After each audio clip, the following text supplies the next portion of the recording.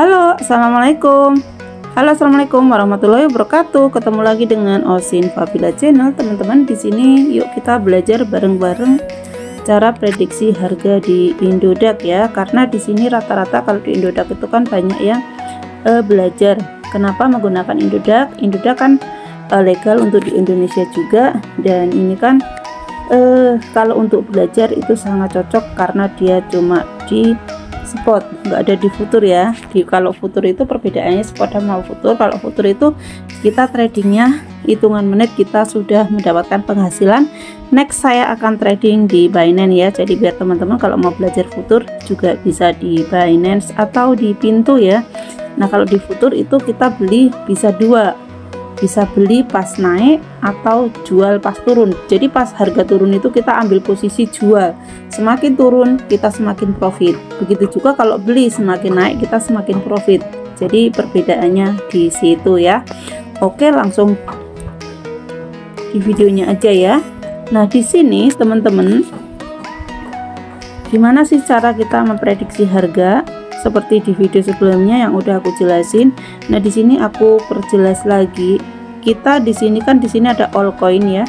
Ini favorit. Maksudnya favorit itu kita pilih kripto yang sering kita trading kan, misalkan BTC, PH, Doge, PP, Shiba, atau koin yang kita trading ya, yang udah kita beli. Seperti itu kita di favorit. Jadi kita kalau ngecek itu biar enak seperti ini ya. Oke, nah kalau all itu semua kripto di sini ya. Kalau ini new coin yang koin baru listing seperti itu ya. Nah biasanya kalau koin baru listing itu ya kadang ada yang harganya tinggi, ada yang harganya rendah, tergantung ya.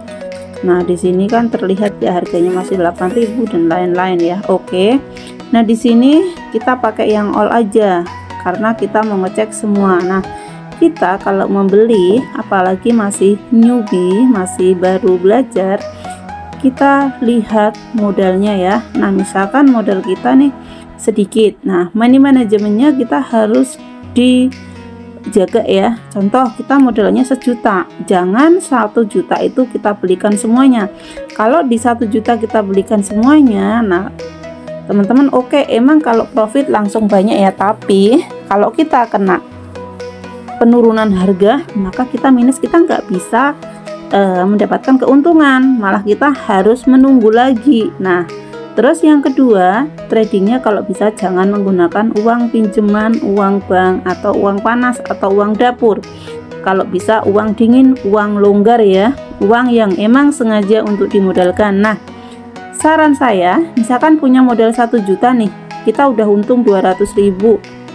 Oke, ambil untungnya 200.000, berarti anggap aja yang modal 1 juta udah kepotong 800, tinggal 800.000, sisanya masih utuh 1 juta. Itu artinya yang 200 keuntungan. Nanti lama-lama pokoknya setiap keuntungan diambil sampai bener-bener sudah total 1 juta keambil semuanya udah.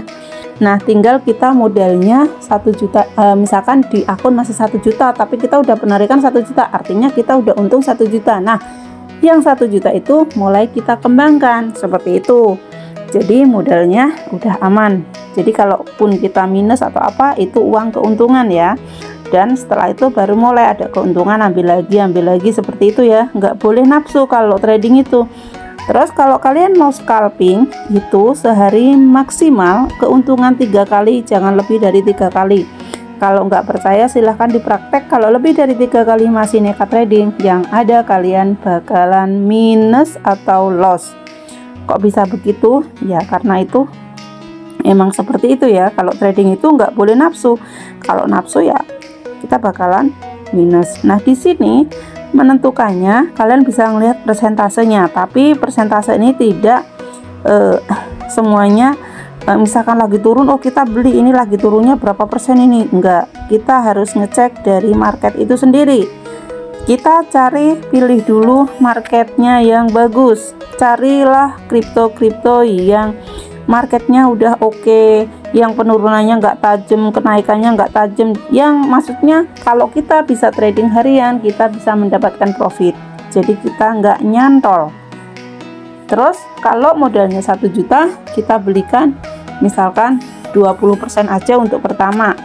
Kalau 1 juta kita trading aja di 3 atau 4 kripto ya.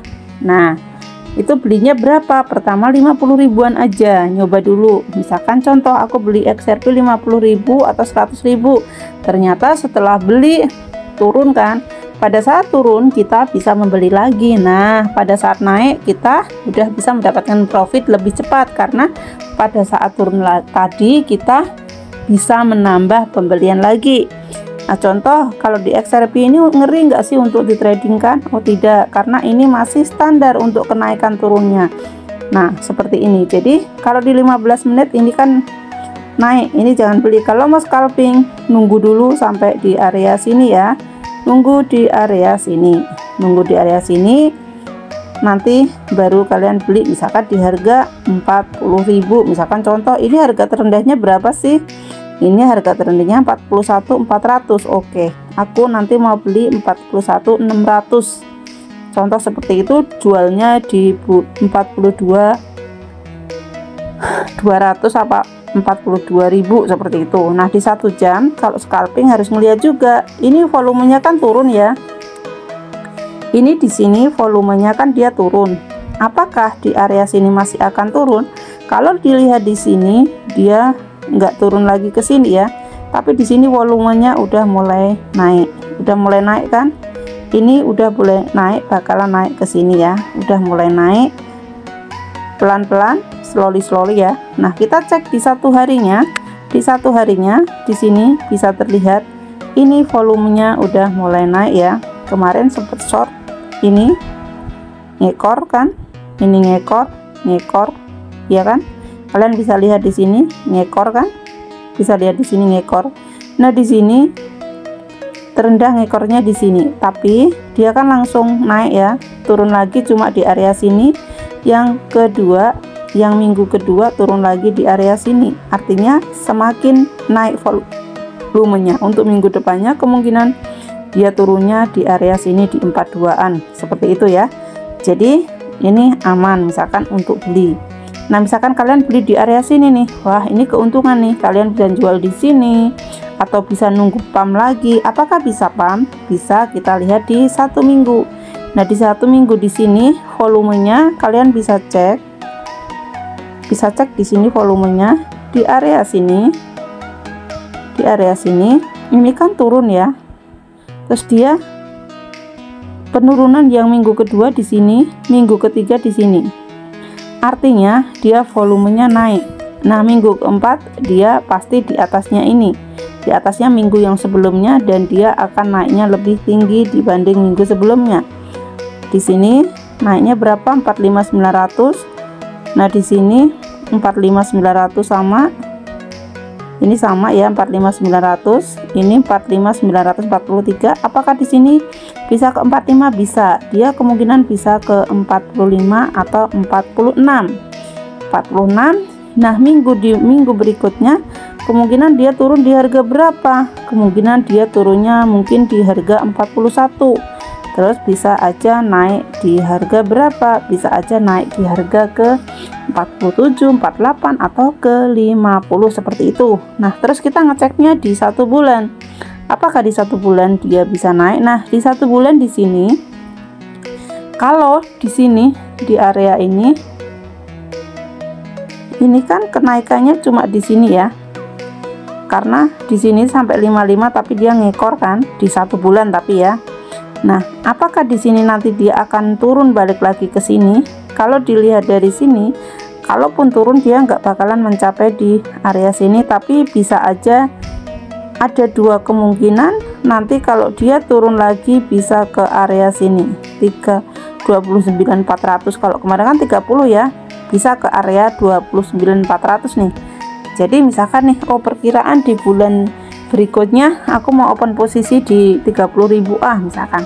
Kalau kalian kejemput ya alhamdulillah ya, artinya bisa mendapatkan profit yang banyak. Karena nanti kalaupun dia kan volumenya di sini turun ya kemungkinan. Oke, karena ada telepon maaf berhenti. Jadi di sini Apakah di bulan berikutnya dia akan penurunan? Nah, kemungkinan akan ada penurunan. Jadi di sini kalau kalian mau jual aja di prediksi harga di sini di 50.000 ya. Nah, nanti pasang posisi lagi mungkin di 30.000 atau kita lihat sikon ya 50.000 ya. Semoga bisa naik ke 50.000 ya untuk di bulan ini ya. Tapi kalau lihat dari sini dia nggak mencapai ya 50.000 ya. Mungkin ke 45 masih mencapai ya. Oke teman-teman. Semoga videonya bermanfaat ya. Jadi kurang lebihnya seperti itu ya untuk gimana kita mengambil dan open posisi buy ya. Oke, see you next time, sampai ketemu di next video. Wassalamualaikum warahmatullahi wabarakatuh.